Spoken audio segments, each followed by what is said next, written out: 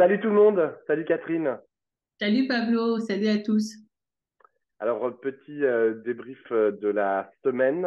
Euh, on va vous parler de la mobilisation, toujours contre la réforme des retraites, hein, qui prend de l'ampleur, qui s'étend, moi je dirais, qui s'approfondit, en fait, plus d'ailleurs elle ne prend de l'ampleur en termes numériques. Aujourd'hui, c'est la septième journée de mobilisation. Il y a plusieurs choses qui se sont passées cette semaine et qui nous semblent importantes, notamment le refus d'Emmanuel Macron de recevoir l'intersyndicale qui lui avait envoyé une lettre à ce propos. D'ailleurs, on va commencer par ça. T'en as pensé quoi? Qu'est-ce que ça dit au fond aujourd'hui de la position d'Emmanuel Macron dans, dans ce contexte de réforme des retraites? D'abord, je pense que cette lettre, elle était bienvenue, c'est-à-dire qu'elle était bienvenue et bien jouée, parce que ça permettait d'adresser à au bon destinataire, hein. Parce que ce qui leur a été répondu, c'est vous avez qu'à aller voir Olivier Dussopt, pauvre chéri, il en peut mais le pauvre Olivier Dussopt. C'est-à-dire que lui, il lit les PowerPoint qu'on lui demande de lire. Il ne sait pas ce qu'il peut négocier. C'est pas lui qui a élaboré la réforme. Celui qui élabore la réforme, c'est Emmanuel Macron. Il y a un petit peu de discussion, on va en parler, entre Macron et Borne sur l'atterrissage de l'affaire. Mais en tout cas, celui qui est véritablement responsable à l'initiative de cette affaire, c'est Emmanuel Macron. Et je crois que les syndicats, ils ont bien fait de dire que c'est là que ça se joue, donc c'est à lui qu'on s'adresse. Deuxième élément, à mon avis, bien joué, c'est que Emmanuel Macron n'est pas très populaire. Donc là, et ça le remet, enfin, je veux dire, on le remet dans cette position hautaine, suffisante, méprisante, j'écoute personne, je fais ce que je veux et c'est moi le chef et vous m'avez élu, donc il n'y a y a rien à voir, passez votre chemin. La réaction de Martinez ce matin en disant c'est un bras d'honneur au mouvement social, je trouve que c'était pas mal, c'était bien vu. C'était bien Qui vu. faisait référence au bras d'honneur de Dupond-Moretti au Enfin, c'est ce président que je Olivier pense. Marleix. C'est ce que je pense. Ce que je pense, c'est que voilà, il dit qu'en fait là, ils sont quand même dans des façons de gérer les problèmes et les dissensions qui sont particulièrement violentes et grossières. Dans cette semaine du 8 mars, où tout le monde se veut féministe, hein, on fait des bras d'honneur et c'est super. Bref, ça c'est, je dirais, le côté un peu tactique, je dirais, des syndicats. Je pense que le côté profond de Macron, c'est que lui, il n'a pas du tout décidé de négocier, il n'a pas du tout décidé de retirer sa réforme, et il met tout le monde dans l'embarras. Parce que les syndicats voient bien, ils essaient de le lui dire. Bon, bah, qu'est-ce qui se passe là? On va faire quoi maintenant? Parce que une fois que ça va être voté, d'accord? Au bout du bout, vous pouvez gagner. Mais il se passe quoi dans la société? Quels sont le, les effets politiques de court, moyen et long terme d'une telle attitude? C'est de ça dont je pense qu'ils avaient l'intention de parler avec Macron. Pour lui dire, il faut quand même atterrir là, parce que on va devoir arrêter les manifs. Bon, on ne va pas faire des manifs deux fois par semaine ad vitam aeternam. Donc, comme tu l'as dit, le mouvement c'est extrêmement ancré, il est solide. Personne n'imagine que ça va baisser aujourd'hui, mercredi, etc. Et d'ailleurs, à la limite, quel que soit, je dirais, à quelques dizaines, même centaines de milliers près les manifestants, le nombre de manifestants, ça ne change rien. Tout le monde a compris que le refus, il était profond, ancré, définitif, et que rien ne reviendrait là-dessus. Donc, ce que je pense, c'est que ce que les syndicats voulaient lui dire, c'était il va y avoir une amertume extrêmement profonde.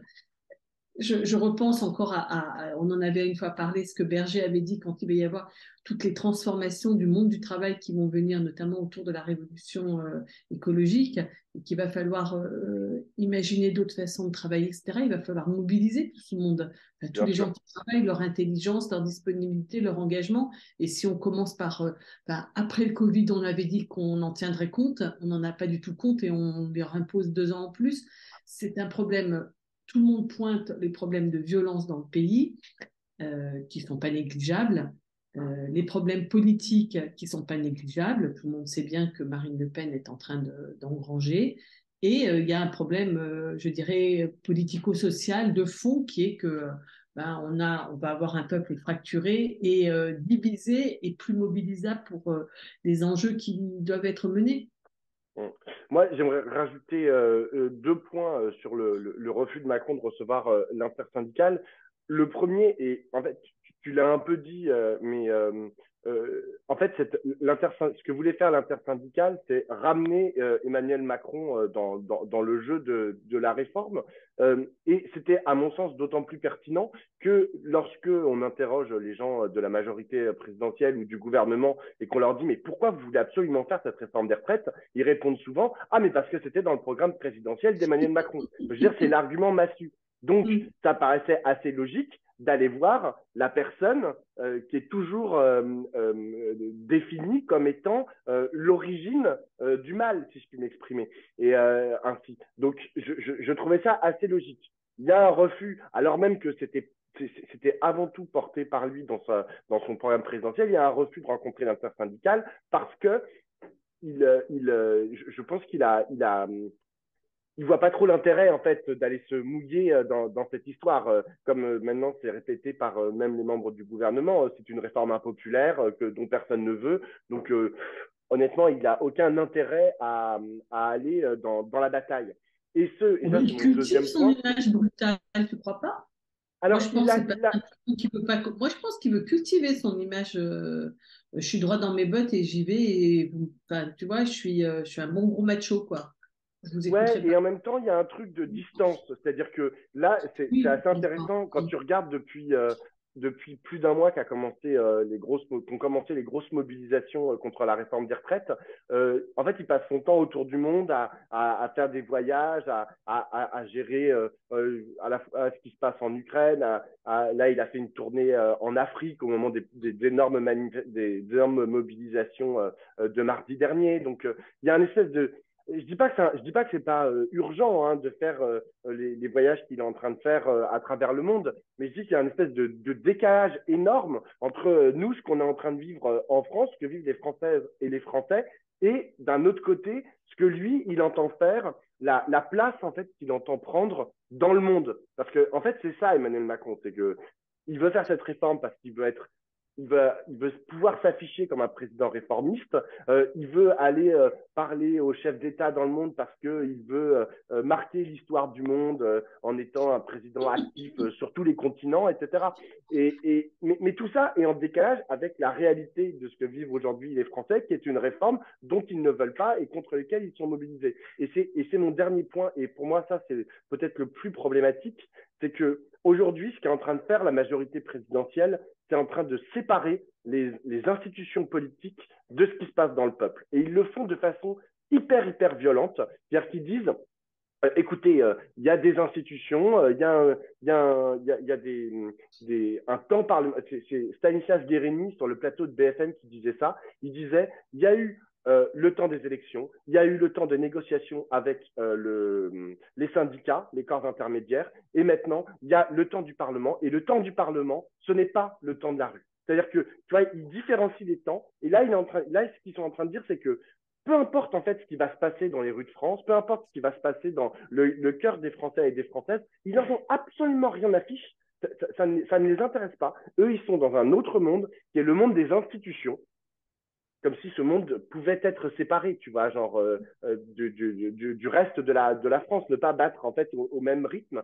Et donc ils ont séparé ces mondes-là et ils disent maintenant, genre le seul débat qui compte, c'est le débat parlementaire. Et c'est un peu ce que fait Emmanuel Macron aussi en refusant à l'intersyndicale de venir à l'Élysée. C'est-à-dire qu'en fait, il Oui, sépare les mondes, tu vois, oui, il mais sépare c'est les pas moments trop. et il dit le Ouais. Parlement, c'est une bulle c'est une bulle et maintenant c'est à eux de décider ce qui se passe et c'est pour ça qu'ils sont très Olivier Dussopt se félicite de ce qui s'est passé au Sénat alors même que le Sénat a durci la loi telle qu'elle avait été proposée par le gouvernement initialement. C'est-à-dire qu'ils ne se rendent pas compte que ça ne va pas en fait, que 80% des Français sont contre cette réforme. Et donc, si tu fais une proposition qui est encore plus dure que que ceux contre quoi les Français manifestent, ça n'a absolument aucun sens politique. Mais pour eux, mais comme ça a un sens institutionnel, bah ça passe.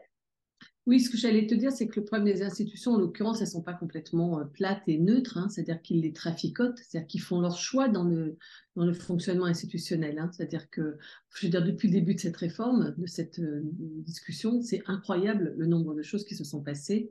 Enfin, tu vois, bon, le choix de passer par un projet rectificatif du financement de la sécurité sociale, ça n'a aucun sens, de limiter le temps de débat, ça n'a aucun sens, de faire tirer au sort la motion référendaire, ça n'avait aucun sens. Enfin, ils n'ont cessé que de jouer dans tous les artifices, voire ils ont créé de nouvelles règles comme l'histoire du tirage au sort, pour savoir si c'était la motion de la NUPES ou celle du Rassemblement national qui serait présentée. Enfin, je veux dire, ils traficotent aussi les institutions. Moi, ce que je trouve, c'est que, enfin, je pense que l'ensemble des dangers qui sont devant nous sont immenses, hein, celle d'un peuple totalement démoralisé, celle d'un peuple totalement divisé, celle d'un peuple mais qui se perd là, qui perd la boule et qui se jette dans les bras du Front National. C'est pas fait, mais c'est quand même un danger vrai. Moi, le truc que je trouve encore plus profond et qui a à voir avec ce que tu dis, c'est que on sait déjà que les vertus de la démocratie sont fragiles. C'est-à-dire qu'on sait que ça fait maintenant un moment qu'on a une espèce de doute sur le fonctionnement démocratique, sur l'intérêt d'être un pays démocratique. Voilà. Et je trouve que là, vraiment, on la maltraite au point de la fragiliser encore. C'est-à-dire que combien de Français vont encore croire que la démocratie, c'est le meilleur mode de gouvernement à l'exclusion de tous les autres. Enfin, je veux dire, ou le pire à l'exclusion de tous les autres. Mais je veux dire, vraiment, enfin, je trouve qu'il y a une fragilisation, pour moi, assez inattendue de la démocratie. Parce qu'on s'assied dessus successivement, y compris le vote du second tour de l'élection présidentielle où Macron se fait élire en disant j'en tiendrai compte et en fait il n'en tient pas compte. C'est-à-dire que c'est et dans les paroles et dans les pratiques et dans les façons de gérer les institutions, partout, c'est affaibli. Et ça, je veux dire, C'est un énorme problème. ça peut vraiment saper gravement notre pays, son fonctionnement. Enfin, Non, mais bon, et surtout, ça ouvre la porte au Rassemblement national. Moi, c'était j'avais clair. rédigé en 2017, dans l'entre-deux tours, j'avais rédigé une tribune dans Libération pour appeler à voter Emmanuel Macron contre Marine Le Pen en 2017. Hein. Et dedans, mon argument principal, parce que je l'ai relu il n'y a pas longtemps, mon argument principal, c'était la question de la démocratie. C'est-à-dire, je disais, Emmanuel Macron sera le garant de la démocratie, contrairement à Marine Le Pen qui, elle, pourrait s'asseoir dessus.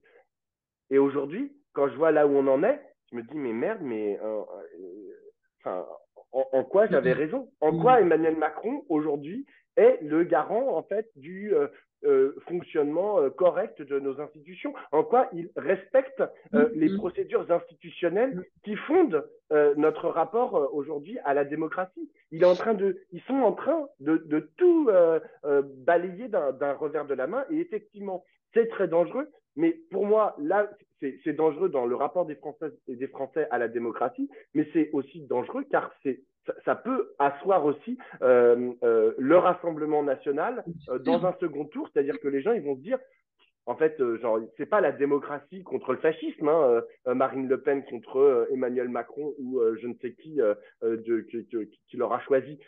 C'est un antidémocrate contre un pseudo-fascisme. Bon, les gens iront pas voter. Hein. Les gens de gauche ou les démocrates auront piscine hein, à ce moment-là, vu ce qui se sera passé pendant 10 ans. Donc, moi, c'est ça qui me Marine fait Le le plus Pen, peur. ouais. Marine Le Pen, je ne sais plus quel jour de cette semaine, elle était sur France Inter et elle est venue en disant moi, mon travail, c'est de proposer une sortie politique à cette crise. Et la sortie politique, c'est le peuple souverain, référendum. Bon, Si tu veux, bon. C'est c'est flippant. ouais, c'est flippant parce qu'elle se met dans cet habit et elle est la Bon, seule à se mettre dans cet habit vraiment, quoi. Hein. C'est-à-dire, bon, là, tout à l'heure, on parlait avant que le débrief commence de remarques que tu as eues de députés qui t'ont bon, dit que l'enjeu, c'était pas l'Assemblée nationale. Et l'enjeu, c'est que les députés à l'Assemblée nationale proposent une issue à cette affaire. C'est-à-dire que, bon, et elle, encore une fois, alors, Mélenchon l'a dit aussi cette semaine, il a dit c'est retrait, numéro un, deux, référendum, trois, dissolution. Le problème, c'est que là, l'enjeu, c'est pas la dissolution. L'enjeu, c'est la réforme. Et donc, le retrait, ça, on peut le demander. Mais comme on comprend bien que ça ne sera pas le retrait, c'est se battre pour ce référendum, en tout cas de le proposer comme une perspective politique. Que ce soit l'enjeu de et je le dis à propos de notre discussion sur la démocratie parce elle l'articule et l'installe sur un discours sur la démocratie, c'est-à-dire le référendum comme étant l'instrument privilégié du fonctionnement démocratique. Mmh. Juste Bah, pour revenir sur expliciter ce que tu viens de dire, c'est que j'ai fait il y a 2 jours un tweet en disant bon, il y a une petite musique qui monte, comme quoi à l'Assemblée nationale, il pourrait ne pas y avoir, au moment du vote solennel après la commission mixte paritaire, il pourrait ne pas y avoir de majorité à l'Assemblée nationale. C'est-à-dire qu'une majorité de députés pourrait voter contre le texte. Si on tient compte notamment des abstentions de certains LR et de quelques personnes de la majorité présidentielle. Donc j'ai fait ce tweet et là il y a plusieurs députés qui m'ont dit ah mais non, il ne faut pas dire ça, c'est un piège. Donc des députés insoumis qui m'ont dit c'est un piège, il ne faut pas dire ça parce que ça désespérerait. En gros, c'est pour fragiliser le mouvement social. Donc, leur faire croire qu'il y a une issue à l'Assemblée nationale fragiliserait le mouvement social. Donc, c'est ce qui m'a été reproché. Et ensuite, ils m'ont en gros expliqué qu'il n'y avait qu'on ne pouvait pas parler en fait ni de retrait, parce que ça voulait dire attendre un salut de la part de Emmanuel Macron, ni attendre un vote contre à l'Assemblée nationale, puisque ce serait s'appuyer sur, attendre que le salut vienne des députés de droite, puisque c'est eux qui tiennent aujourd'hui c'est eux qui diront qu'il y a une majorité ou pas. Donc, la seule chose qu'on pouvait faire, c'est faire la grève, se mobiliser dans la rue. Et voilà. Je veux dire, il y a un espèce de raisonnement qui exclut aujourd'hui, qui exclut de facto les institutions. Les institutions, et en plus, c'était des députés qui se sont adressés à moi, des institutions auxquelles ils participent. Ce que je trouve bon, assez Roland paradoxal. Castro n'est pas mort, hein, en fait. C'est-à-dire le gauchisme. Bah, oui, oui, Roland Castro, bon, c'est mon collègue, hein. C'était mon prof, d'ailleurs, quand j'ai fait mes études d'archi, je l'ai eu comme prof. Roland Castro, c'est un type que j'aimais bien, qui était assez sympa, assez euh, plein d'images, enfin, c'est un homme fleuri, quoi, et qui est resté un provocateur jusqu'à la fin, et en tout cas porteur de cette image d'être un homme qui s'est engagé, puisque c'est lui qui a créé La Cause du Peuple, le journal, et qui s'est toujours engagé d'ailleurs dans des journaux, dans la presse, et politiquement, et du côté de la gauche maoïste, gauchiste, Pontex, etc. Donc, Roland Castro est décédé cette semaine, mais moi, je pense que son esprit plane. Je veux dire, penser qu'on peut désarticuler les luttes et les partis et les institutions, ça nous ramène, je dis encore une fois, aux belles heures des années 70, quoi. C'est-à-dire, c'est une approche gauchiste, voilà, qui ne croit pas, en fait, à l'espace politique comme espace de lutte de construction aussi de solutions. Et bon. Mais c'est d'autant plus bizarre lorsque ça vient de députés, c'est-à-dire de gens qui sont membres de l'Assemblée nationale. Et je Oui, me mais disais, non, ils mais sont militants, ce sont des militants qui, enfin, je veux dire, oui, Roland Castro, paix à son âme, n'a pas été député, mais il aurait très bien pu l'être et dire la même chose. Je veux dire, c'est oui, pas grave, ça, tu vois, ils sont députés, mais oui, mais c'est du coup, tu as envie de dire, qu'est-ce que vous foutez dans l'Assemblée nationale? Enfin, soyez des militants, démissionnez et rendez-vous dans la rue. C'est-à-dire, il y a un problème de aussi l'endroit d'où tu parles. Enfin, quand tu parles d'un endroit qui est précisément celui où on construit la loi et où tu dis, ah ben, il ne faut surtout pas co-construire la loi, alors même que c'est ton rôle Mm. par essence, quoi. Mm. Moi, ça me Oui, paraît non, un mais je peu suis d'accord que, particulier comme ouais, raisonnement. je suis d'accord que là, il y a un problème de définition de à quoi sert le député, la NUPES, Mm, etc. Si son objectif, c'est pas de mener des batailles et mm, d'en gagner. Et si elle n'en gagne pas, en tout cas, elle peut en gagner sur le plan symbolique et idéologique par les propositions qu'elle va déployer. mm. D'ailleurs, ils ont quand même gagné quelques-unes hein, pendant euh, Exactement. ce qu'ils ont fait sur les 1 200 euros. La Gage, ce qu'il a fait, c'était pas mal. Enfin bon, il y a quand même des trucs Oui, ils ont qui ont bien abouti. détricoté la loi. Il y a eu un Oui, travail, tout à en fait. gros, Tout à fait. pour le coup, Mm. de pédagogie d'opposition qui était très intéressant. Un Il truc, y a ah un oui, autre. attends, moi je voulais rajouter un truc sur cette Vas-y. histoire que on va désespérer Billancourt et que donc c'est pour ça. D'ailleurs, c'était pour ça qu'ils n'avaient pas voulu qu'il y ait de vote sur l'article 7. C'est qu'ils Exactement. pensaient que ça allait désespérer Billancourt. Et moi, ce qui me frappe, c'est que chaque mouvement social a sa spécificité. Il y a eu dans les années 86, un truc comme ça, c'était les coordinations, c'est-à-dire les syndicats étaient dépassés et puis il y avait des formes d'organisation de lutte sur le terrain avec des coordinations spontanées. Après, il y a eu 95 avec la grève par procuration. Enfin, tu as eu les formes des mouvements se sont souvent inventées dans les différents mouvements. Et là, cette fois-ci, ce qui est vraiment clair, c'est que ce qui mesure le mouvement à la fois dans sa mobilisation et dans son ancrage, c'est la manifestation. C'est-à-dire que ce n'est pas la grève, les grèves, il y en a, et d'ailleurs, il y a un certain nombre de secteurs qui continuent d'être en grève suffisamment fortement pour que ça impacte sur la production d'électricité, le ramassage des ordures, la livraison de carburant, etc. Mais ce qui, d'une façon massive et générale, ce qui compte, c'est la manif. Et la manif, c'est quand même, tu viens et tu reviens et tu Mhm. reviens. C'est-à-dire que c'est le signe d'un ancrage que tu disais tout à l'heure et d'une conviction très profonde. Donc, il ne faut pas croire qu'on va désespérer Billancourt ou qu'on va aplatir le mouvement parce qu'il y aurait un échec. Les gens, ils vont pas tomber raide par terre parce que le Sénat avait voté l'article 7. Hein. Je veux dire, c'est pas, enfin, je veux dire, c'est d'une autre nature. Faut être, d'une certaine manière, il faut faire un peu plus confiance. Et je pense que cette confiance, elle n'était pas évidente. Au départ, beaucoup de gens se demandaient est-ce que les gens vont avoir suffisamment d'énergie? Est-ce que c'est pas le désespoir qui va dominer? Et en fait, ben non, les gens, ils sont debout et il faut leur faire confiance. Voilà. Je Je trouve suis qu'il y a complètement pas mal de. d'accord. On va pas être les nounous du mouvement social.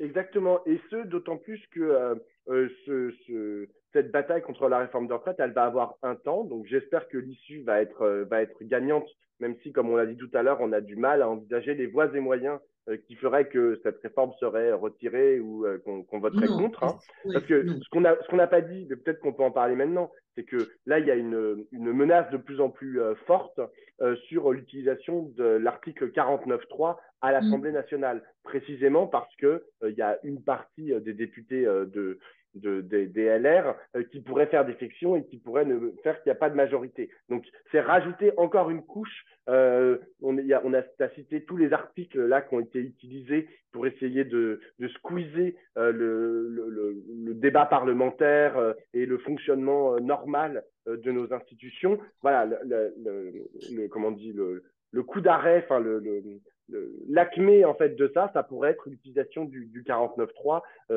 sur le texte, c'est-à-dire qu'en gros il n'y ait pas de vote sur le texte, que du coup à l'Assemblée nationale il n'ait jamais voté le texte et qu'il y ait juste une mise en défiance ou pas du gouvernement. Euh, donc on ne peut pas savoir effectivement est-ce qu'il va y avoir une victoire ou pas sur ce texte, mais de toutes les façons, il faudra continuer à se mobiliser après. Je veux dire, c'est pas la fin de l'histoire, le vote ou non de cette contre-réforme des retraites. Et un des enjeux, je pense, c'est il y a une partie de la population qui s'est mise en mouvement, comme tu l'as dit, Catherine, qui fait grève, mais et aussi qui se mobilisent dans la rue. Maintenant, il faut réussir à construire quelque chose là-dessus. C'est-à-dire, c'est pas de dire bon bah je sais pas dans une semaine ou dans 10 jours on obtient le retrait de la réforme ou le texte est voté et puis tout le monde rentre chez soi et puis c'est bon on attend 2027, la prochaine élection, quoi. C'est pas possible. Je dirais, il faut absolument, impérativement, que les forces politiques, syndicales, associatives et le peuple de façon spontanée trouvent des moyens en fait euh, que la vitalité en gros de la France retrouvée arrive à trouver un prolongement politique après cette réforme. Je pense que c'est un des enjeux fondamentaux. Je pense que les partis politiques ont un rôle clé à jouer en la matière parce qu'ils sont précisément là pour offrir des débouchés, pour offrir des perspectives à cette France en mouvement. Aujourd'hui, j'ai un peu l'impression qu'on est un peu, voilà, on regarde la réforme des retraites, la réforme des retraites, la réforme des retraites, mais je dis pas qu'il n'y a pas que ça, mais je dis que genre, il doit y avoir un après réforme des retraites qu'il faut commencer à penser dès maintenant. Bah, c'est sûr que je pense que, en l'occurrence, dans les acteurs qu'il y aura pour la suite, il y aura des syndicats. C'est vrai que tout le monde s'inquiète sur la position de la CFDT. S'il y a un 49.3, je pense que la CFDT va pas accepter tellement Non. l'affaire. C'est pour ça que le 49.3, si on arrivait à ce que ça ne soit pas voté et qu'il n'y ait pas de majorité à l'Assemblée, je pense que pour l'unité du mouvement et sa force et sa continuité, c'est quand même assez important. Maintenant, tout le reste, ben, écoute, oui, il faut que la gauche se reconstruise. Hein. Elle a des atouts, elle a fait des choses, elle a commencé à faire bon, y a la France insoumise, c'est une force qui existe. La NUPES, c'est un cadre qui peut se remplir. Mais pour l'instant, c'est pas encore très, très, très, très solide, quoi, tout ça. Mm. C'est pas partagé, c'est pas approfondi. Enfin, la France insoumise, elle a son point de vue sur les choses, mais c'est pas partagé par la gauche. Et c'est pas là. Tout à l'heure, on se parlait aussi de l'appel des forces européennes qui soutiennent le mouvement. Je disais que je trouve ça vraiment très bien parce qu'elles disent voilà, vous nous donnez un espoir à toute l'Europe parce que dans tous les pays d'Europe, on a fait reculer l'âge de départ à la retraite et il faut mettre un terme à ce mouvement de régression sociale. Et peut-être que la France va mettre ce coin-là. Mais ce que j'ai trouvé dans cet appel, c'est qu'il manquait quand même, il y avait en gros qu'une composante de l'appel qui était Mm. présente dans les forces européennes, c'est-à-dire c'était plutôt la GUE, quoi, c'est-à-dire la gauche du Parlement européen, les forces les plus à gauche en Europe. Mm. C'est un peu dommage quand même que les écolos et les socialos ne votent pas enfin ne participent pas à cet appel européen de soutien à cette lutte. Pour moi, c'est un indicateur. Je veux dire, on n'a pas encore réussi à faire une mayonnaise qui remette la gauche en situation d'être attractive et dynamique. Bon, ceci Et étant, ce, on est en et meilleure je me, situation aujourd'hui qu'avant. Hein. Je veux dire, c'est mieux maintenant qu'au mois de septembre, d'une certaine manière. Et je me permets de noter un point qui est souvent dit par les idéalistes et les hommes politiques de droite, qui est le suivant. Dans tous les pays où l'âge de la retraite a été repoussé, lorsque la gauche est arrivée au pouvoir, il n'y a jamais eu de retour en arrière dans les 20 dernières années en Comme Europe. l'extrême Et droite d'ailleurs. Hein. L'extrême droite non plus n'a exactement. jamais remis en cause. Donc pour l'instant, personne ne remet jamais en cause, encore une fois, c'est dans les 20-30 dernières années, ne remet en cause l'allongement du départ à la retraite.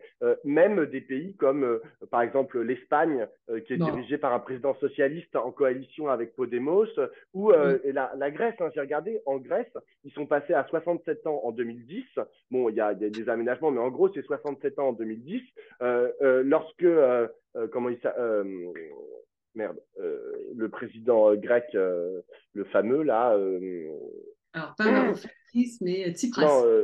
Tsipras. Lorsque Tsipras est arrivé au pouvoir, il n'a pas remis en question ça. Bon, il avait d'autres chats à fouetter, notamment au niveau européen et au niveau de sa dette, mais il ne l'a pas remis en question. Donc, c'est ça pose des questions et je comprends du coup les partis de la gauche de gauche, comme on dit, européens, qui voient dans cette mobilisation peut-être le début d'une possibilité de remettre en question l'âge de départ qui est le leur dans leur pays, même si ça paraît très compliqué. Hein. Enfin, je veux Mais dire, pour c'est, l'instant, il n'y a pas de contre-exemple. oui, mais c'est itératif. Il faut un rapport de force et une pensée. Il faut les Mmh, deux. mmh, Et puis des forces politiques et syndicales. Mais le problème, c'est que là, ce qui est intéressant, c'est qu'il y a un rapport de force qui refuse, encore une fois, un détricotage des acquis sociaux. Mais ceci étant, dans la phrase de la lettre d'Emmanuel Macron, moi, celle que je trouve terrible, c'est celle où il dit, j'entends les angoisses, mais j'entends aussi les angoisses de ceux qui pensent qu'il n'y aura plus de retraite. Et ça, enfin, franchement, par exemple, dans la jeunesse, c'est massif. Les jeunes qui pensent, alors la jeunesse, ça va jusqu'à 40 ans, hein, quasiment. Les gens mmh. qui pensent qu'ils n'auront pas de retraite, que c'est quelque chose qui va disparaître.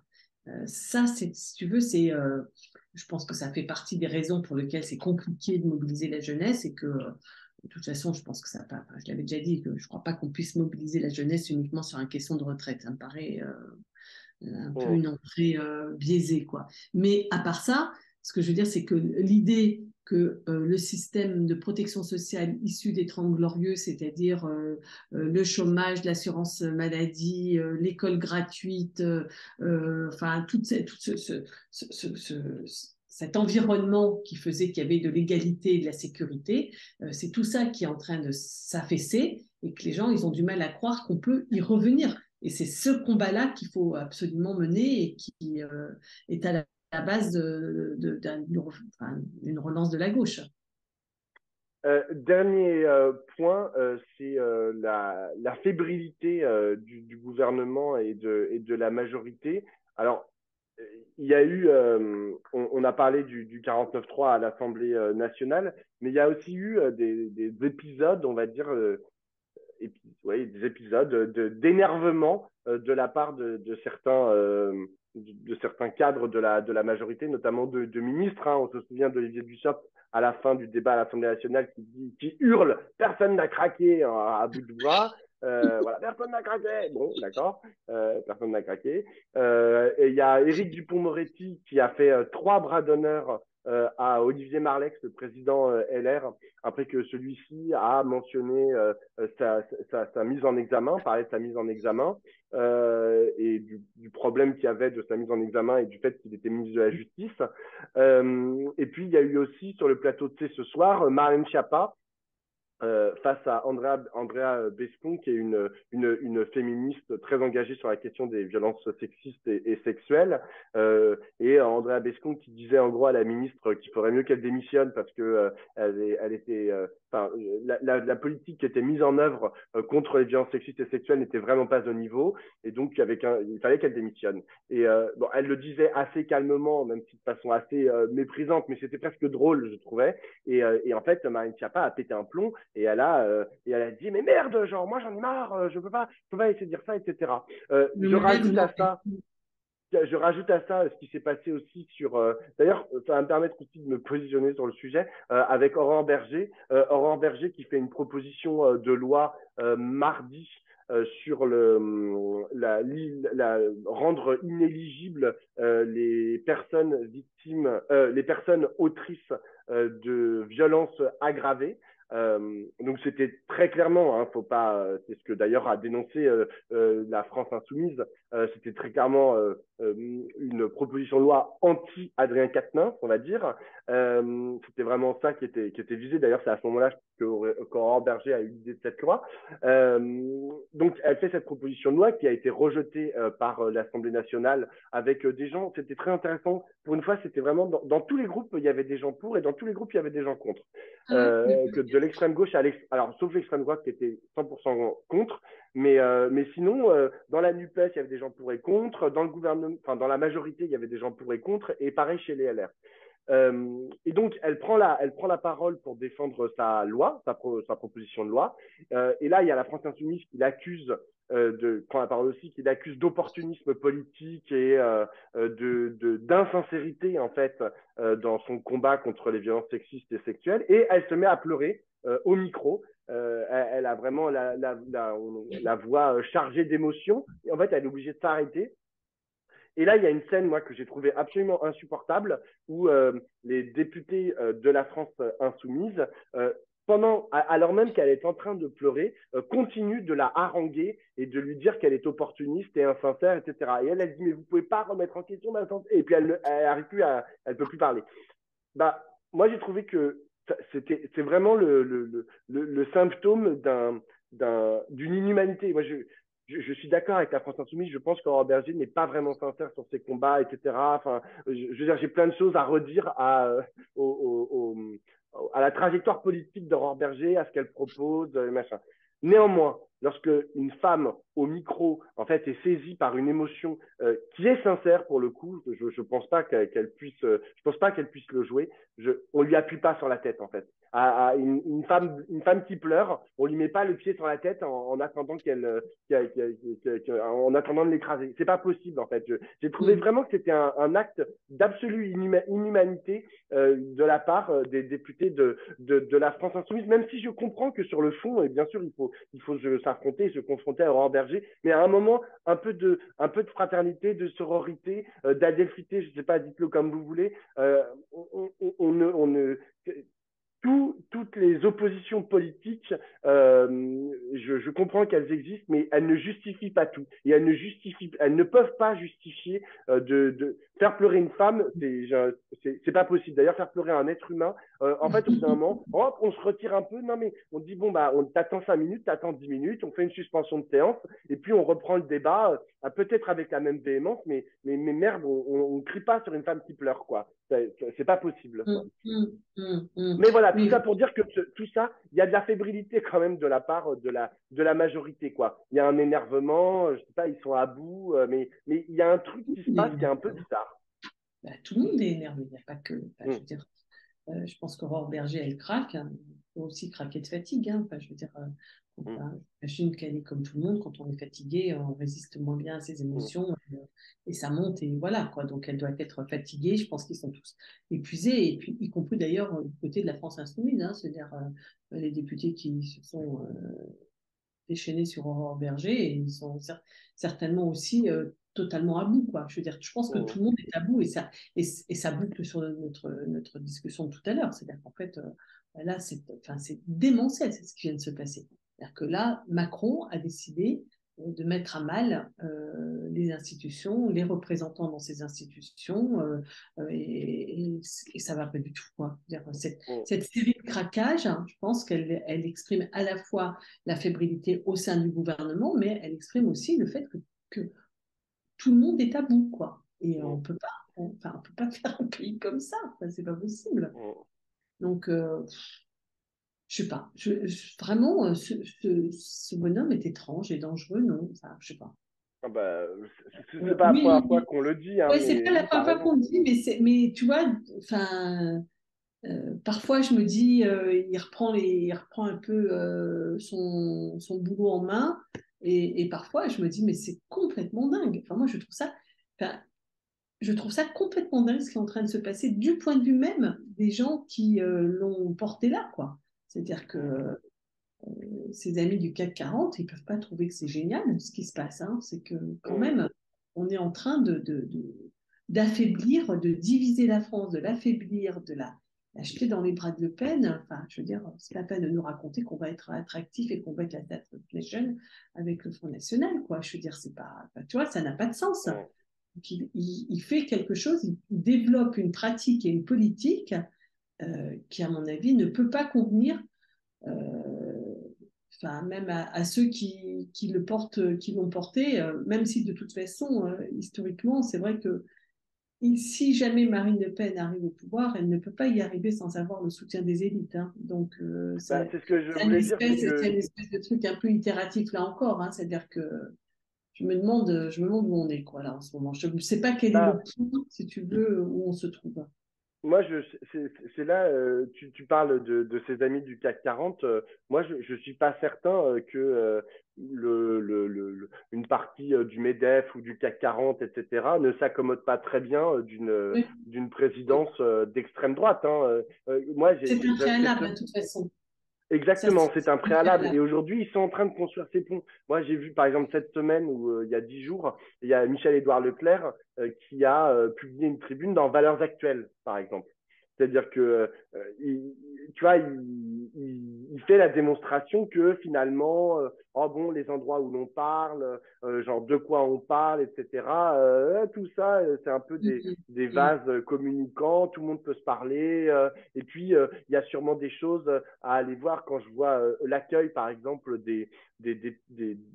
à la fois Jordan Bardella ou Marine Le Pen au Salon de l'Agriculture, tu vois, où il y avait les agriculteurs organisés, hein, c'est-à-dire qui font qui applaudissent debout Jordan Bardella, etc. Je me dis, là, il est en train de se passer quelque chose, parce que c'était pas un endroit où d'habitude ils étaient accueillis à bras ouverts. Maintenant, ils sont accueillis à bras ouverts dans tous les espaces dans lesquels ils vont. Ils sont accueillis je pense que au MEDEF, il faut voir hein, s'ils ne sont pas invités aux rencontres économiques d'Aix, s'ils ne sont pas invités à l'université d'été du MEDEF. Mhm. Tu vois, Mhm. je pense que ces espaces ne sont plus des espaces qui leur sont où ils sont exclus. Mhm. Et il y a un danger parce que c'est vrai qu'à mon avis, le CAC 40 a plus à y perdre si c'est la gauche de gauche au pouvoir que si c'est Marine Le Pen. C'est absolument certain.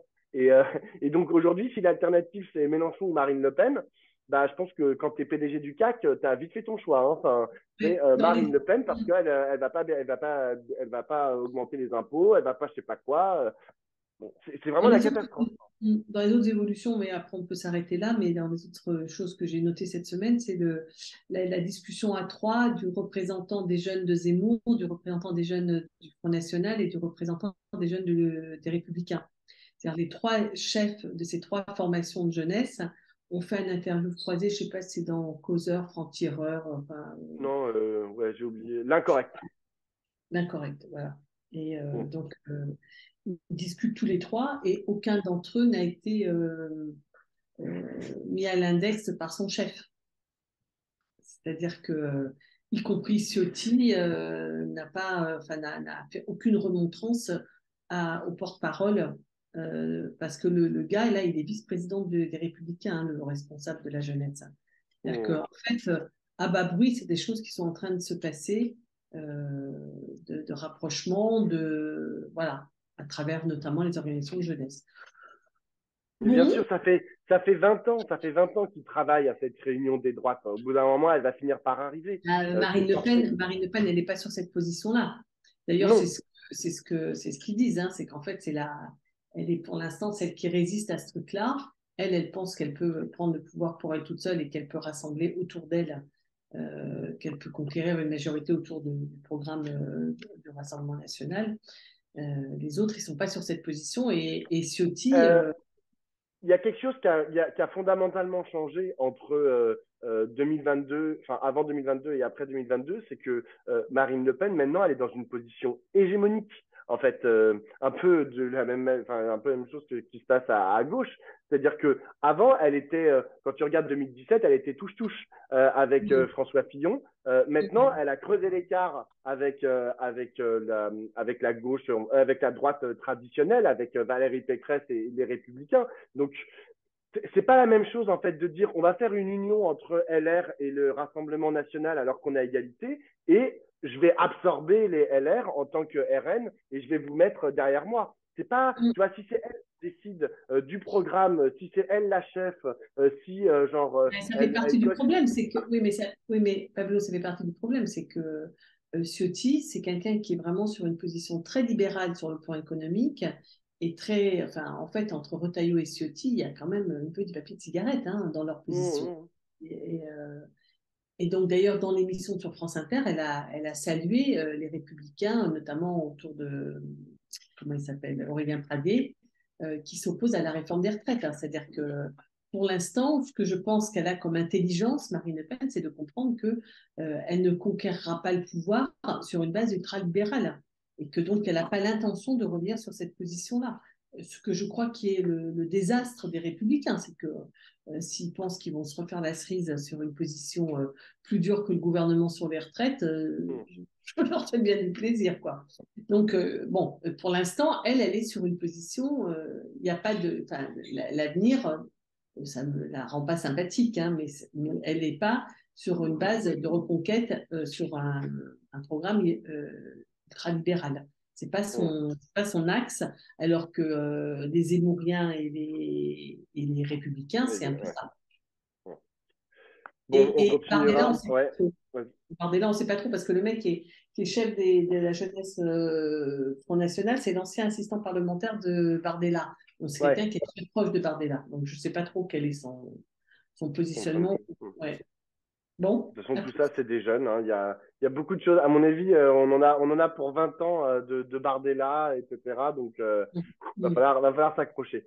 Mais surtout, continuera à suivre les mobilisations la semaine prochaine, même si moi, je suis en vacances cette semaine, parce que j'ai aussi le droit de prendre des vacances.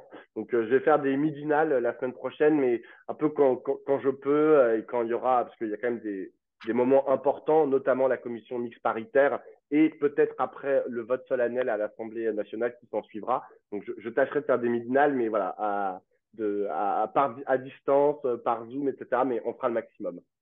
Sur ce, bon week-end et Ciao. bonne semaine. Ciao. Salut.